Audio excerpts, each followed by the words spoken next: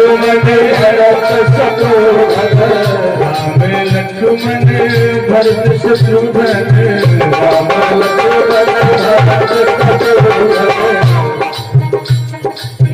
सुंदर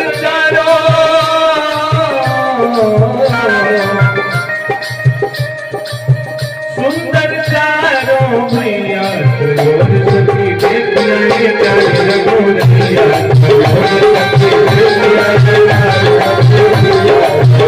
सखी देखिया रघुरैया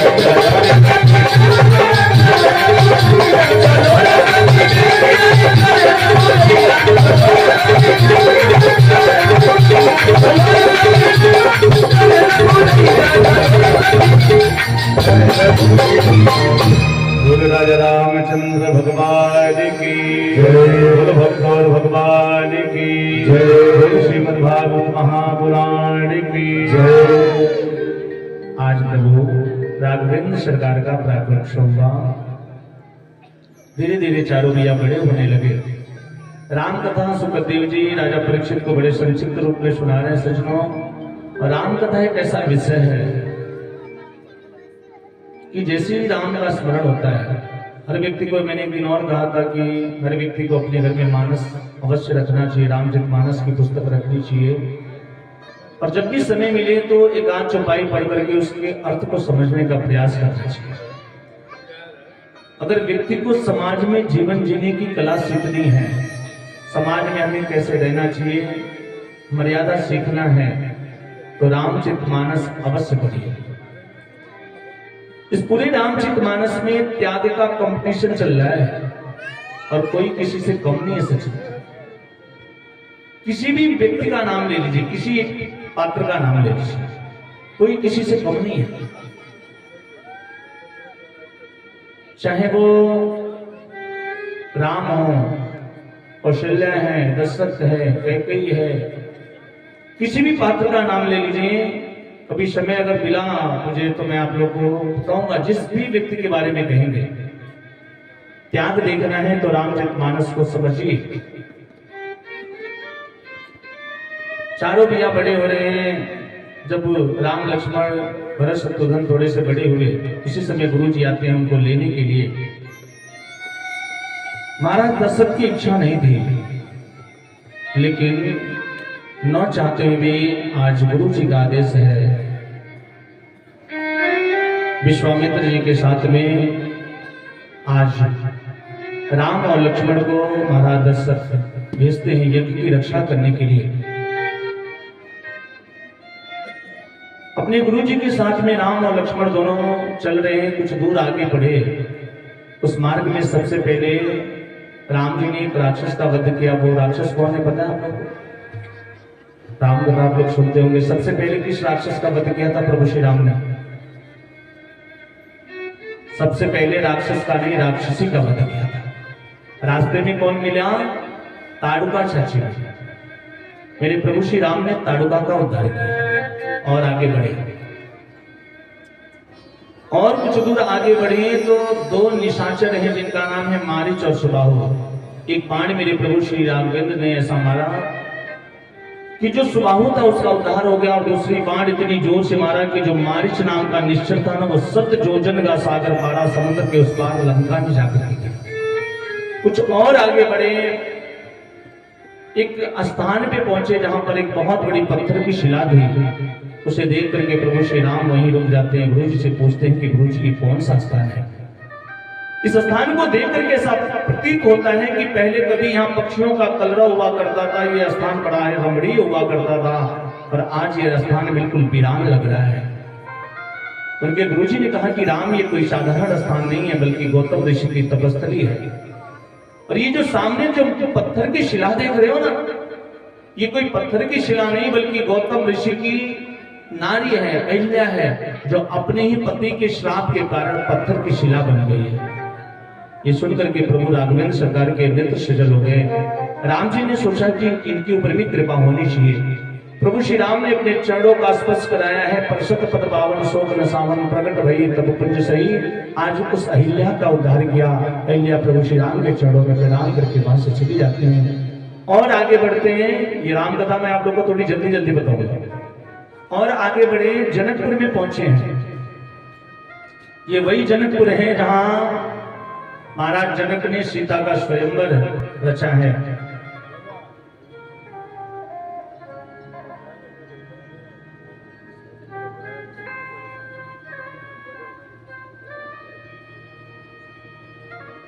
छोड़ दीजिए भैया उनको। बोले वृंदावन बिहारी लाल की। जनकपुर में पहुंचे हैं।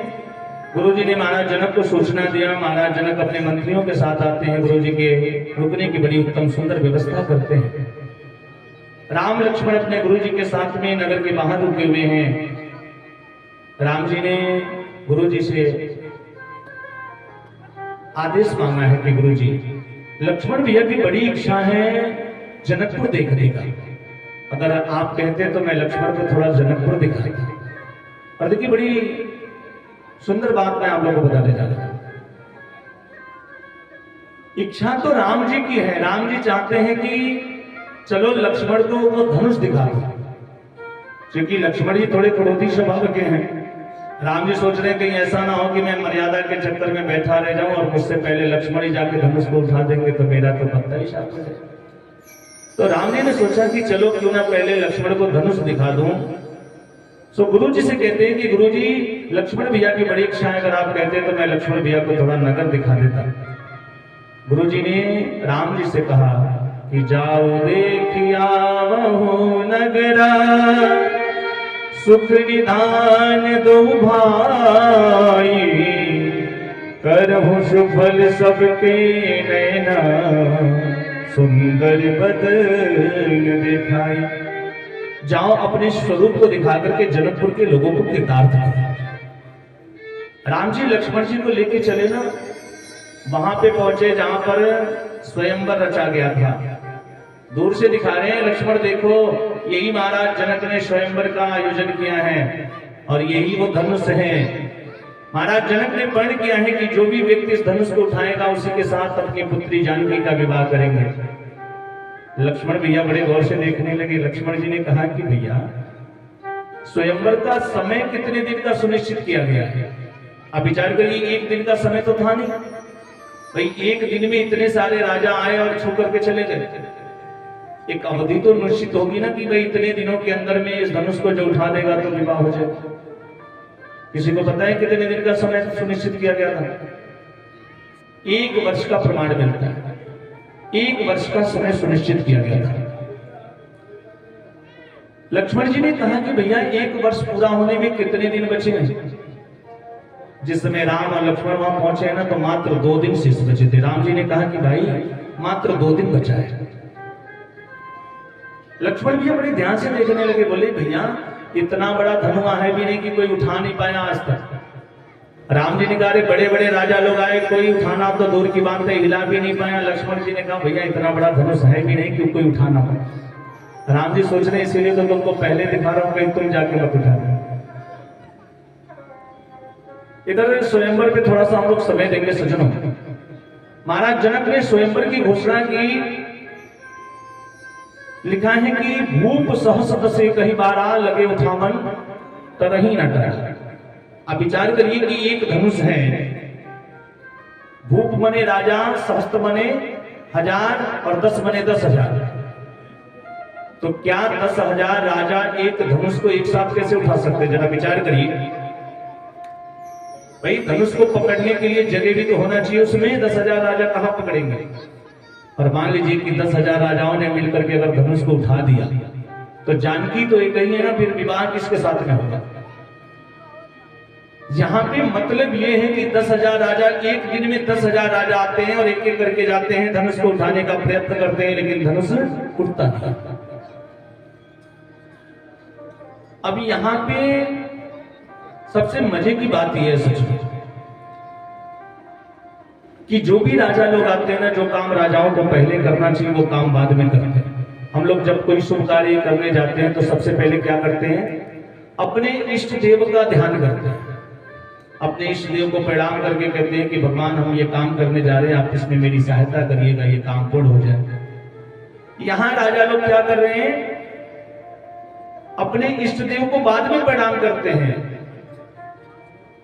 परिकरी बांध चले अकुलाई, पहले अकुला करके जा रहे। मान लीजिए बीच में धनुष रखा है, 10,000 राजा बैठे हैं, तो एक राजा सोच रहे हैं कि कहीं ऐसा ना हो कि हाई जाता है तो ये धनुष उठा दिया तो हमारा नंबर भी नहीं, इसलिए सब लोग अकुला करके जल्दी हमारा नंबर आ जाए।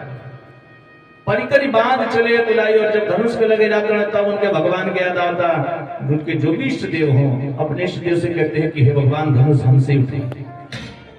सबसे मजे की बात यह सज्जनों कि मान लीजिए 10,000 राजा बैठे हैं और 10,000 राजाओं के इष्ट देव दुर्गा जी हों, तो एक राजा जो धनुष के पास पहुंचा है वो कहता है कि हे दुर्गा जी धनुष हमसे उठवा दो, और इधर जो 9,999 राजा बैठे हैं वो कहते हैं हे दुर्गा जी इनसे मत उठवाइए, काहे कि अगर ये धनुष उठा लिया तो हमारा नंबर भी नहीं है।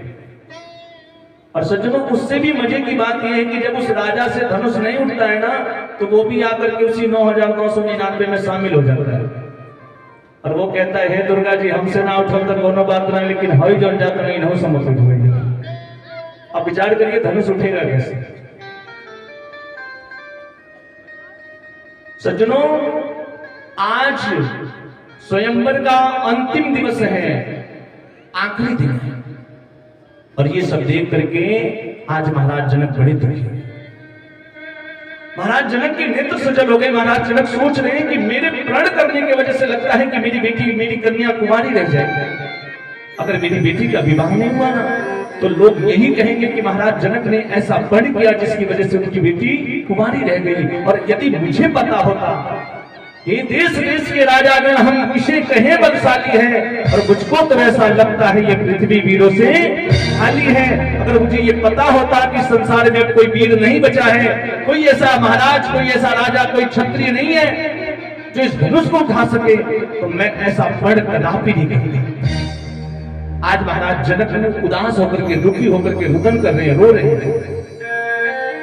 और सज्जनों उसी धनुष युद्ध में बाणासुर आता है, रावण भी आया है। महाराज जनक शोक सागर में डूबे हुए हैं, आंखों में आंसू भरा हुआ है, और अपने आप को बहस का पात्र समझ रहे हैं। इन राजाओं को देख करके महाराज जनक का हृदय विदीर्ण हो रहा है। उस समय रावण वहां पहुंचता है, जाकर के महाराज जनक से कहता है कि हे महाराज जनक आपने मुझे निमंत्रण नहीं दिया, क्या मैं आपके स्वयंवर के योग्य नहीं था? आपको मेरी प्रभुता, मेरे साहस, मेरे पराक्रम पे कहीं से संदेह है? मैं 9 ग्रहों को अपने चरणों में बिठा के रखता हूं, ऐसे रावण को आपने निमंत्रण नहीं दिया। महाराज जनक रो रहे हैं और कहते हैं कि महाराज मुझसे भूल हो गई, गलती हो गई। रावण ने कहा तो आपसे निमंत्रण स्वीकार कर लूं, जाऊं धनुष को उठा दूं। महाराज जनक ने कहा कि अवश्य जाए। रावण धनुष के पास जाता है। यहाँ पे विचार करिएगा, बहुत सारी ऐसी चीजें हैं जिसको टीवी सीरियल में अनेक तरह से, गलत तरह से प्रेजेंट किया जाता है। हम लोग टीवी में देखते हैं कि रावण धनुष के पास गया है, धनुष को खूब जोर से उठाने का प्रयास करता है, धनुष नहीं उठता। लेकिन वास्तविकता यह है कि रावण धनुष के पास गया जरूर है सज्जनों, लेकिन धनुष को छुपा तक नहीं है, उठाना तो बहुत दूर की बात है। जैसे रावण धनुष के पास पहुंचा ना, तो देखता क्या है कि उस धनुष पे कुछ लिखा था, और जो लिखा था ना वो कोई साधारण अक्षर नहीं था। जो लिखा था ना वो कोई साधारण अक्षर नहीं था, ब्रह्मा जी के द्वारा रचित ब्रह्माक्षरी था। और उस सभा में जितने भी राजा थे ना, किसी को भी ब्रह्माक्षरी का ज्ञान नहीं था। रावण विद्वान था, उसको भूत भविष्य की बात पता थी, त्रिकालदर्शी था वो। उसने देखा कि उस धनुष पे लिखा है, उसे ब्रह्माक्षरी का ज्ञान था। उसने देखा कि इस धनुष पे लिखा है कि जो भी इस धनुष को उठाएगा या तोड़ेगा उसके पिता की मृत्यु हो जाएगी। उसे 14 वर्षों तक अपनी पत्नी के साथ वन में भटकना पड़ेगा। रावण ने सोचा एक पत्नी हो तो रिक्श भी लिए, 14,000 पत्नियों को लेकर के मैं कहां घूमता फिरूंगा। और ये देख करके रावण वहीं रुक गया। उस सभा में जितने भी राजा थे ना, सभी राजाओं के मस्तिष्क को देखने लगे, विचार करने लगा कि देखो तो सही, इस धनुष को तोड़ने का सौभाग्य किसको प्राप्त होगा। और सज्जनों देखते देखते जब रावण की नजर प्रभु श्री राम के ऊपर पड़ी है, तो देखता क्या है कि जो इस धनुष पे लिखा है ना, वही राम के मस्तिष्क पे भी लिखा है। रावण राम को बुलाता है, राम इधर आओ। राम जाते हैं रावण के पास जाकर के राम ने रावण को प्रणाम किया। तब रावण कहता है कि राम तुम चिंता मत करो, मैं देख रहा हूं कि इस धनुष को तोड़ने का सौभाग्य तुमको ही प्राप्त होगा। राम जी ने कहा वो कैसे? रावण ने कहा कि जो इस धनुष पे लिखा है ना वही तुम्हारे मस्तिष्क पे भी लिखा है। तब राम जी हाथ जोड़ करके पूछते हैं कि महाराज मेरे मस्तिष्क पे और क्या लिखा है?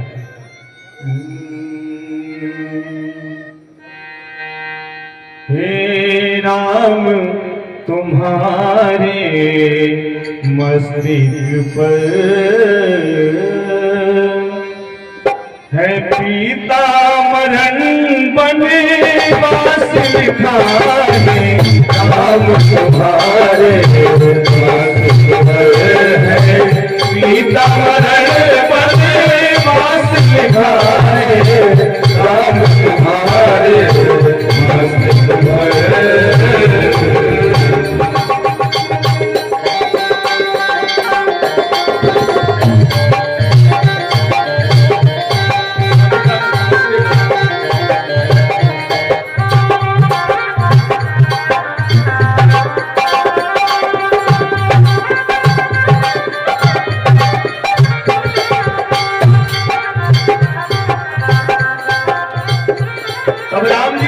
पूछते हैं कि महाराज मेरे मस्तिष्क पे और क्या देख रहे हो, क्या लिखा हुआ है? तब रावण कहता है राम से कि हे राम तुम्हारे मस्तिष्क पर पीताम्बर वनवास लिखा है। राम तुम्हारे मस्तिष्क पर पीताम्बर वनवास लिखा है।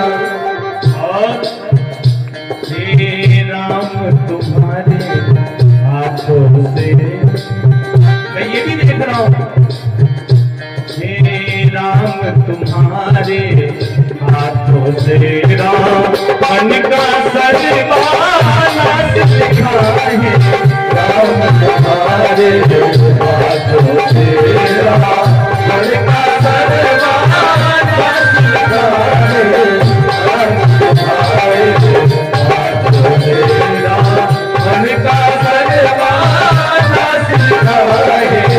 राम तुम्हारे और इतना कहकर के रावण उस सभा से जाने लगता है। उस सभा में जो पहले से राजा लोग बैठे थे ना वो सब रावण को देख करके हंसने लगे। बड़ा वीर बन करके आया था और धनुष को उठाने की बात कर रहा था, छुआ तक नहीं, ऐसी चला जाए। तब रावण पीछे मुड़ करके उन सभी राजाओं को जवाब देता है कि अगर मैंने इस धनुष को नहीं उठाया या इस धनुष को नहीं छुआ तो इसका मतलब ये नहीं कि मैं कायर हूं।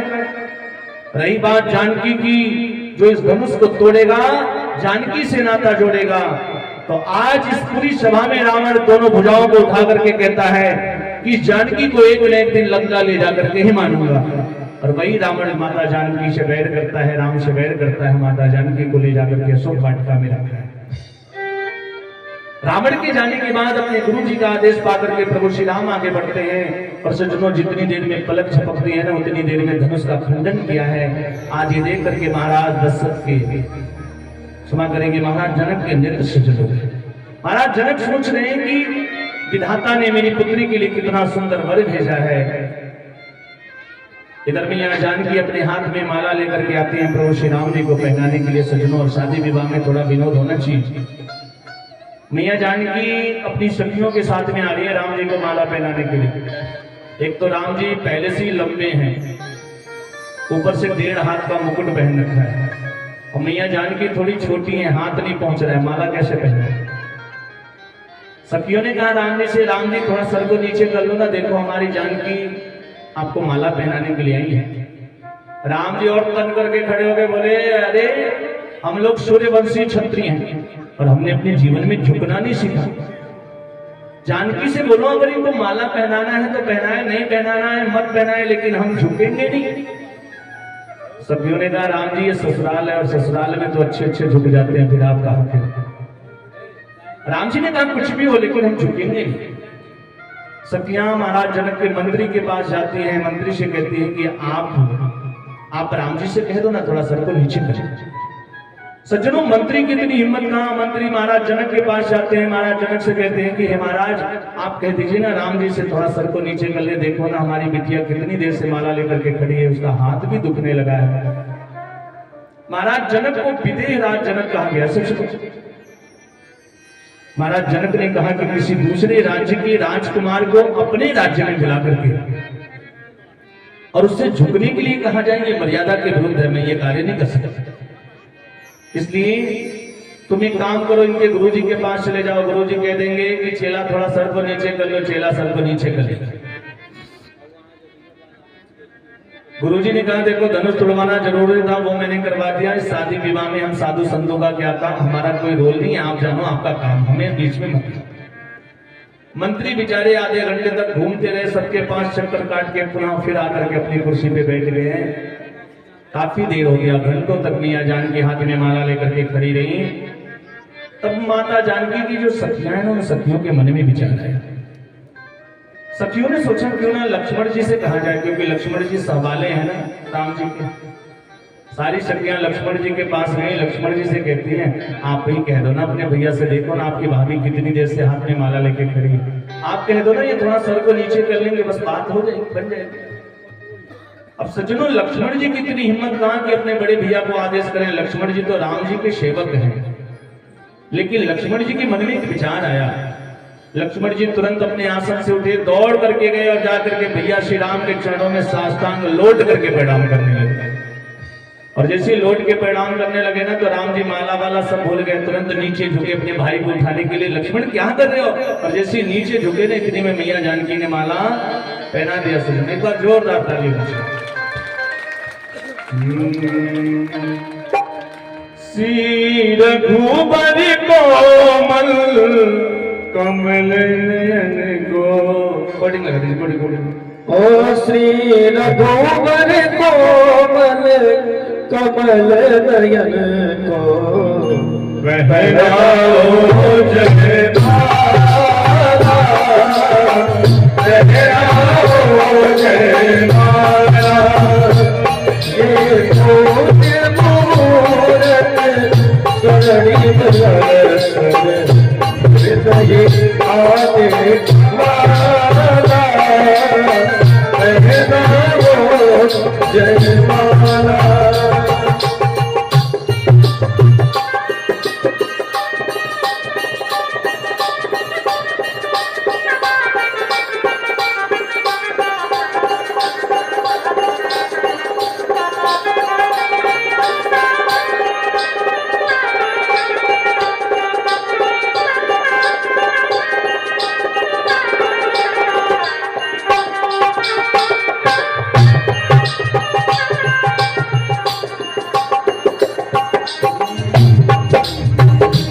श्री रघुबर कोमल कमल नयन को पहनाओ जयमाला,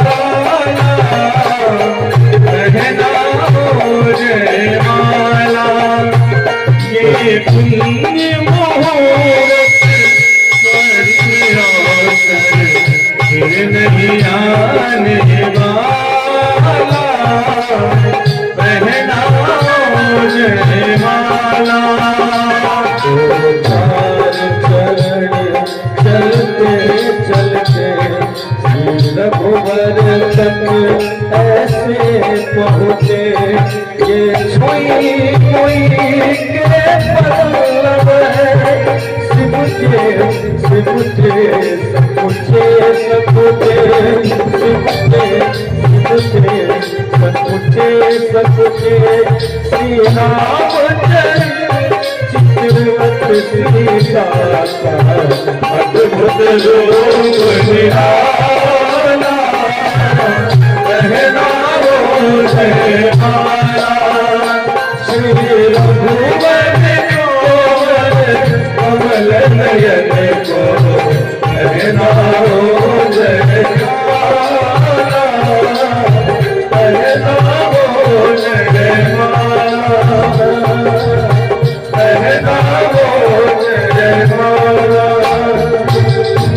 बोल रामचंद्र भगवान की जय, बोल जानकी मैया की जय। महाराज प्रभु श्री राघवेंद्र का विवाह माता जानकी के साथ में हुआ। इसके बाद महाराज जनक ने अपने मंत्रियों के साथ मंत्रणा किया, गुरु जी का आदेश दिया। अयोध्या में निमंत्रण भेजा है। महाराज दशरथ अपने दोनों पुत्रों को भरत और शत्रुघ्न को साथ में लेकर के बारात को लेकर के जनकपुर पहुंचे हैं। वहां पहुंचने के बाद गुरुजनों से मंत्रणा करने के बाद महाराज जनक ने क्रमशः अपने चारों पुत्रियों का विवाह महाराज जनक दशरथ के चारों पुत्रों के साथ में किया है। उर्मिला जानकी का विवाह परात पर श्री राम जी के साथ में हुआ। उर्मिला का विवाह श्री लक्ष्मण जी के साथ में हुआ। मांडवी का विवाह श्री भरत लाल जी के साथ में हुआ। सुकृति का विवाह श्री शत्रुघ्न जी के साथ में हुआ है। जनकपुर में आज बहुत आनंद मनाया जा रहा है सचिनों। और महाराज दशरथ चार बहुओं को लेकर के आज अयोध्या में पहुंचे हैं। लिखा है कि जब तेरा ब्याही घरे आए, कितनो मंगल मोद बधाए। जब से प्रभु श्री राम अयोध्या में वापस आए हैं ना, अयोध्या में किसी का ठिकाना नहीं है। चार बहुएं आई हैं, रोज मंगल गीत गाए जा रहे हैं। लेकिन कहते हैं सज्जनों की कभी कभी ज्यादा खुशी को भी नजर लग जाती है। कहते हैं कि सुख का संवाद कभी दुख का कारण बन जाता है और मीठी बोली के कारण ही तोता पिंजरे में आता है। आज अवध के ऊपर भी नजर लग गई तो स्वामी जी को लिखना पड़ा कि अवध 7.5 तब बोली, अवध के ऊपर 7.5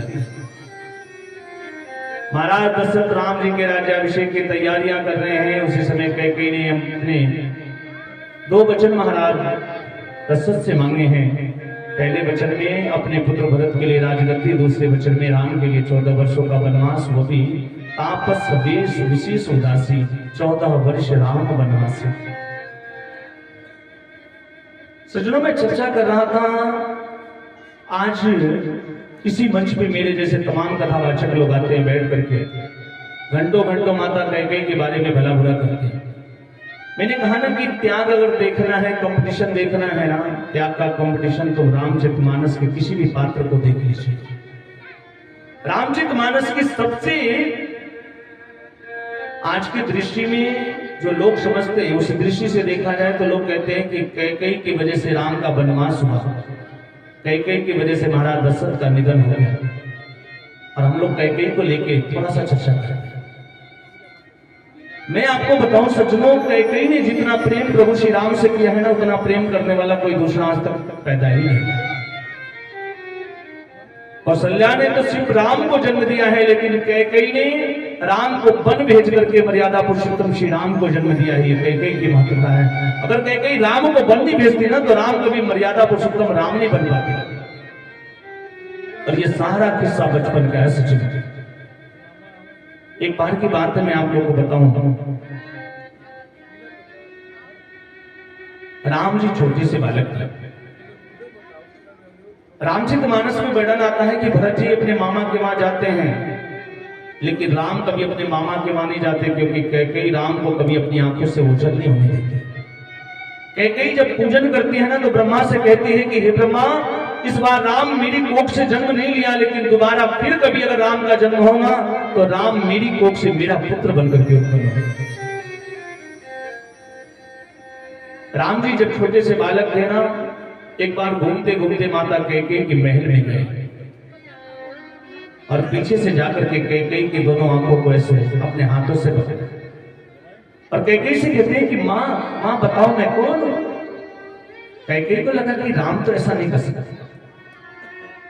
कैकेयी को लगा कि शत्रुघ्न बड़ा शरारती है।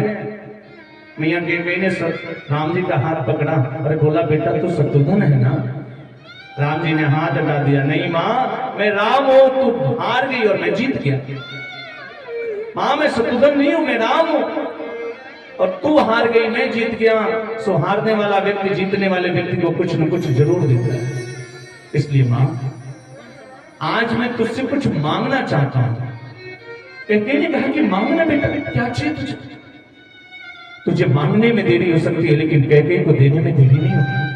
अगर तू मुझसे मेरे प्राण मांगेगा ना, राम मैं सत्य कहती हूं, अपने प्राण निकाल करके दे दूंगी, तुझे मांग करके तो दे।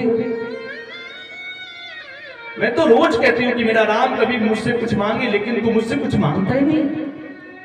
राम जी ने कहा कि मां ऐसे नहीं मांगूंगा, पहले अपने राम को बड़ा प्रेम करती हो ना, अपने राम के सर पे हाथ रख करके सौगंध खाओ, राम की सौगंध। आज मेरी सौगंध खाओ कि मैं जो मांगूंगा मुझे दे दोगी। कैकेयी ने कहा बेटा ऐसा क्या मांगने जा रहा है कि सौगंध खाने के लिए कह रहा है? तो मांग तो सही मैं कह रहा हूं ना, अगर मुझसे मेरे प्राण मांगेगी तो अपने प्राण निकाल करके दे दूंगा। कैकेयी ने कहा मांग करके तो देख। राम ने कहा मां ऐसे नहीं मांगता, पहले रघुकुल की सौगंध खाओ, अपने राम की सौगंध खाओ। रघुकुल रीत सदा चली आई, प्राण जाए पर वचन न जाई। मां मेरे सर पे हाथ रख करके तेरी वचन दो कि मैं जो मांगूंगा तो मुझे दे दोगी। कैकेयी ने कहा कि राम मैं तेरी सौगंध खाती हूँ, जो मांगेगा तुझे दूंगी। तब राम जी ने कहा कि मां जिस समय पिताजी मेरे लिए राज्य गद्दी की व्यवस्था करेंगे ना, उस समय तुम पिताजी से मेरे लिए वनवास मांग लेना।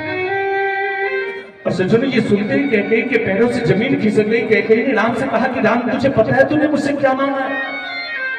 तुझे पता भी है तूने मुझसे क्या मांग लिया? ऐसा करने से मेरे मांग का सिंदूर उजड़ जाएगा, मेरे नाम पे कलंक लग जाएगा। आज के बाद कोई मां इस संसार में अपनी बेटी का नाम कैकेयी रखना पसंद नहीं करेगी। राम ने कहा कि मां कुछ भी हो, आपने मुझे वचन दिया है, अपने वचन से मुकर नहीं सकती हो। आज उस वचन को पूर्ण होना था, या यूं कहिए कि विधाता को यही मंजूर था। कैकेयी अपने कोप भवन में जाकर के बैठी है, मंत्रा ने जाकर के कैकेयी को भड़काया है। महाराज दशरथ सोचते हैं कि कल राम का राज्याभिषेक करना है, 15 दिनों से तैयारियां चल रही हैं, आज चलो चल करके कैकेयी को ये सूचना खुद अपने द्वारा दूंगा। कैकेयी बड़ी प्रसन्न होगी, क्योंकि कैकेयी राम को बड़ा प्रेम करते हैं। महाराज दशरथ जब पहुंचते हैं कैकेयी के महल में, तो देखते क्या है कि कैकेयी कोप भवन में जाकर के बैठी है। महाराज दशरथ कैकेयी को देख करके डर जाते हैं, वो जाकर के कहते हैं कि देवी ये आपने कैसी स्थिति बना रखी है? तुम्हें पता है आज मैं बहुत प्रसन्न हूं, क्योंकि कल मेरा पुत्र राम राजा बनने वाला है, और इस खुशी के अवसर पर देवी मैं तुम्हें कुछ देना चाहता हूं, मुझसे कुछ मांग लेना। कैकेयी ने कहा कि हमेशा देने की बात करते हो और देते कभी कुछ नहीं, हमेशा देने की बात करते हो और देते कभी कुछ नहीं हो। पहले के 2 वरदान को आज तक दे नहीं पाए और आज फिर देने की बात कर रहे हो। महाराज दशरथ ने कहा कि देवी मांगो ना, दिल खोल के मांगो, जो भी मांगोगी दूंगा। कल मेरा पुत्र राम राजा बनने वाला है। तब कैकेयी महाराज दशरथ से कहती है कि महाराज मेरा पहला वचन ये है कि राम की जगह पर मेरे पुत्र भरत को राजा बना दिया जाए। भरत को टीका दे दिया जाए। जैसे महाराज दशरथ ने ये बात सुना ना, महाराज दशरथ के पैरों से जमीन खिसक गई। महाराज दशरथ अपने बालों को खींचने लगे और सोचते हैं कि पहले वचन में तो राम की जगह भरत को राजगद्दी मांग लिया, और दूसरे वचन में कैकेयी कहीं मुझसे मेरे प्राण तो नहीं मांगने वाले। और दूसरा वचन मांगने से पहले कैकेयी हाथ जोड़ करके महाराज दशरथ से निवेदन करती और कहती है कि मांगो दूसर बर कर जोरी, मांगो दूसर बर कर जोरी, रघुनाथ मनोरथ मोरी, रघुनाथ मनोरथ मोरी। मांगहु दूसर बर कर जोरी, मांगहु वचन कर जोरी, रघुनाथ मनोरथ मेरी, रघुनाथ मनोरथ मेरी। आपस वेश विशेष उदासी, आपस वेश विशेष उदासी, 14 वर्ष राम वनवासी, 14 वर्ष राम वनवासी, 14 वर्ष राम वनवासी, 14 वर्ष राम वनवासी। दूसरा वचन मेरा ये है कि कल प्रात काल मुनिवेश धरी जोर राम बन जाही, राउर मरन मोर मरन राउर अजसा निप समझो मन माही। अगर कल प्रातः काल होते ही सूर्य उदय होने से पहले राम बन नहीं गए तो सत्य कहती हूं मैं अपने प्राणों का अंत कर लूंगा। 14 वर्ष में विशेष उदासी का वेश बना करके राम को वन भेज दिया। महाराज दशरथ ने कहा कि देवी कुछ और मांग लो, तुम्हें पता है ना कि अगर राम नहीं रहा ना तो मैं राम के बिना जीवित नहीं रह सकता। तुम मुझसे मेरे प्राण ले लो लेकिन राम को बन जाने की बात मत कहो। कैकेयी ने कहा कि महाराज मरना तो सुनिश्चित है, मरना तो बिल्कुल तय है, या तो आप मरोगे नहीं तो मैं मरूंगी। अगर राम वन चले जाएंगे तो आप मर जाओगे और वन नहीं गए तो मैं मर जाऊंगा। और महाराज आप मरोगे तो मुझे कलंक लगेगा कि मेरी वजह से दशरथ का निधन हुआ। तो मुझे तो महल के अंदर रहना है, मैं कलंक लेकर के भी जीवित रह लूंगी।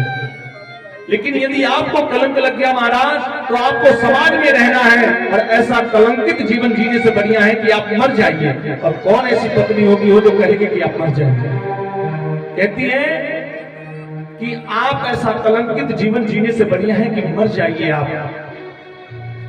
होत प्रात मुनिवेश धरी जो न राम बन जाए, मोर मरण राउर अजसा निप समझो मन माही। आप विचार कर लीजिए कि आपको क्या करना है। महाराज दशरथ सुन करके मूर्छित होकर के जमीन पे गिर पड़े। प्रातः काल हुआ, सुमंत जी आते हैं, आकर के पूछते हैं। महाराज दशरथ को जगाया है। कैकेयी ने कहा मुझे नहीं पता, राम को भेज दो। राम आते हैं, राम आकर के पिताजी के चरणों में प्रणाम करके पूछते हैं कि पिताजी क्या हुआ है आपको। तब महाराज दशरथ कहते हैं कि पुत्र तुम्हें 14 वर्षों के लिए वन में जाना है। राम ने एक बार भी नहीं कहा कि आपने मेरे साथ क्या कर रहे हैं आप, बल्कि राम अपनी मां कौशल्या के पास जाकर के कहते हैं कि मां पिताजी ने रात भर में धर्म निर्णय लिया है। कौशल्या ने पूछा बेटा कैसा निर्णय, कैसा धर्म निर्णय। मां देखो मैं अपने चारों भाइयों में सबसे बड़ा हूं ना, मैं तो पहले से बड़ा हूं, तो पिताजी ने मेरी जगह पे भरत को राजा बनाने का निर्णय लिया है। भरत जब राजा बन जाएगा ना तो वो भी बड़ा हो जाएगा, मेरे बराबर हो जाएगा। तो कौशल्या ने कहा कि बेटा ये निर्णय अकेले तुम्हारे पिताजी का है या इस निर्णय में तुम्हारी माता कैकेयी की भी सहमति है। अगर अकेले तुम्हारे पिताजी का निर्णय है तो जितना अधिकार तुम्हारे पिता का है उतना ही अधिकार मेरा भी है।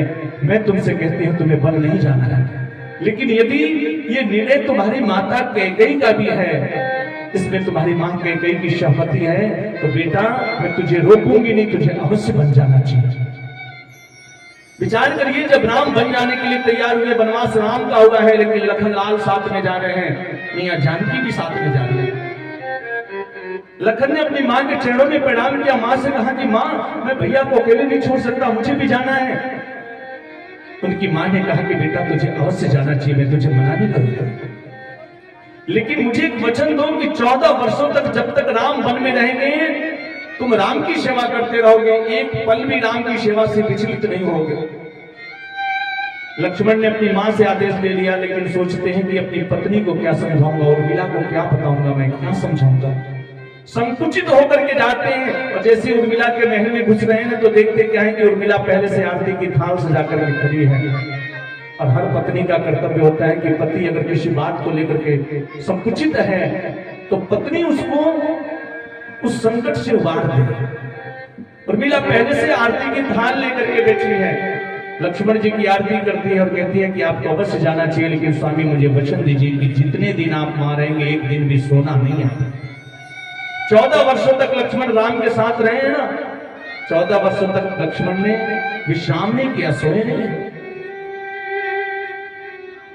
राम वन में जाते सज्जनों, और माता सीता का हरण होता है, रावण राम से वैर करता है, सिंधु पार सेना लेकर के पहुंचे हैं, जाकर के रावण से युद्ध होता है। उस युद्ध में रावण को पराजित करके प्रभु श्री राम जब 14 वर्षों के बाद वापस लौटे हैं अपनी अयोध्या में, तो सबसे पहले अपनी माता कौशल्या के पास नहीं बल्कि कैकेयी के पास है। कैकेयी अपनी महल में है, राम जी जाकर के कैकेयी को प्रणाम करते हैं, और प्रणाम करने के बाद कैकेयी रो रही है तो राम कहते हैं माँ आज 14 वर्षों के बाद लौट करके आया हूँ, अपने राम से इतना प्रेम करती थी, आज मुझसे बात नहीं करोगे क्या? कैकेयी कहती है कि बेटा मैं तुझे कौन सा मुंह दिखाऊं, तुम्हें पता है तुम्हारे जाने के बाद क्या हुआ? मेरे नाम पे कलंक लग गया, तुम्हारे पिता की मृत्यु हो गई। और इतना ही नहीं, तुम्हारा भाई भरत जब अपने मामा के घर से लौट करके आया ना, तो मुझे ऐसे ऐसे शब्द बोला जो आज तक कोई पुत्र अपनी मां को नहीं कहा होगा।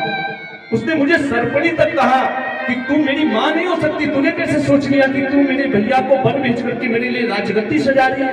अरे ये राजगद्दी नहीं, तूने मेरे लिए चिता सजा दिया है।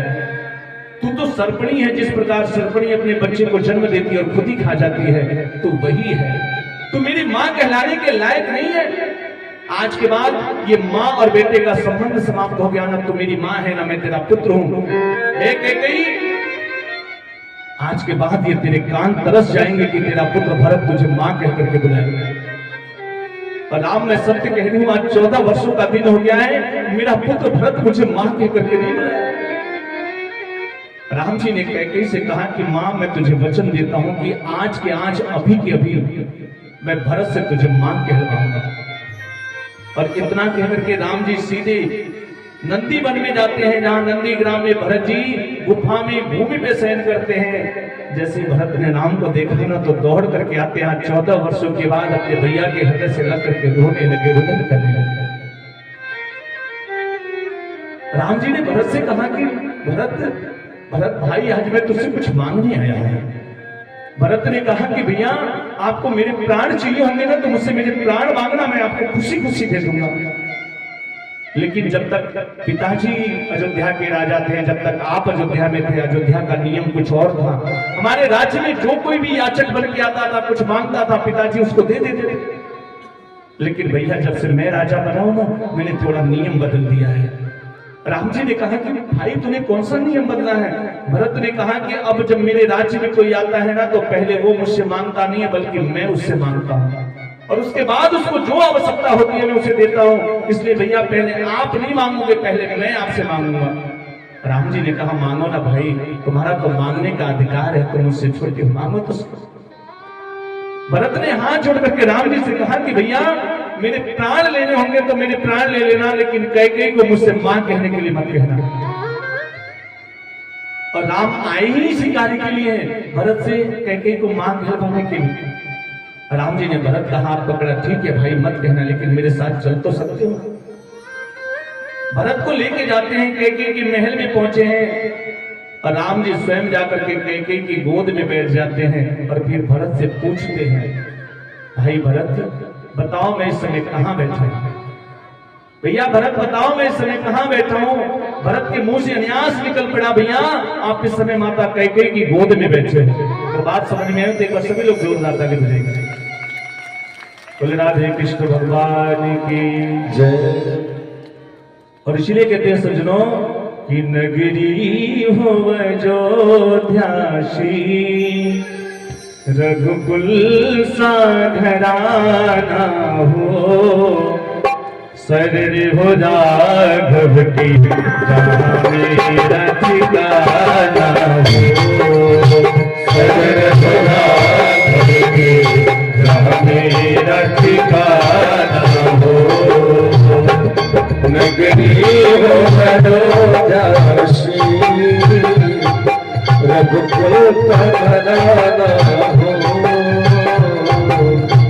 शरण हो राघव के जहाँ मेरा ठिकाना हो, शरण हो राघव के जहाँ मेरा ठिकाना हो।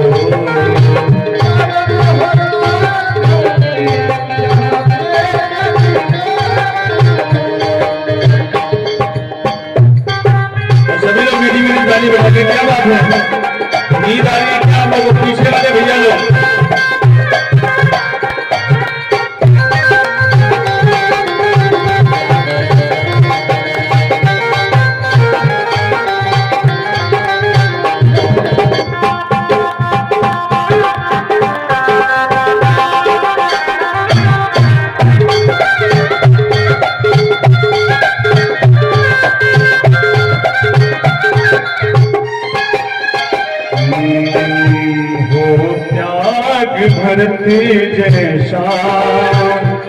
सीता सी नारी हो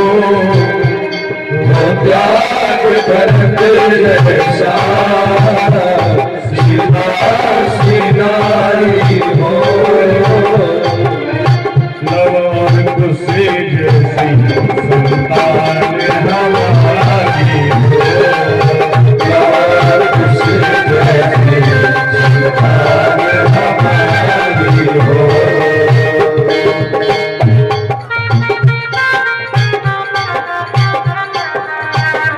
राम राय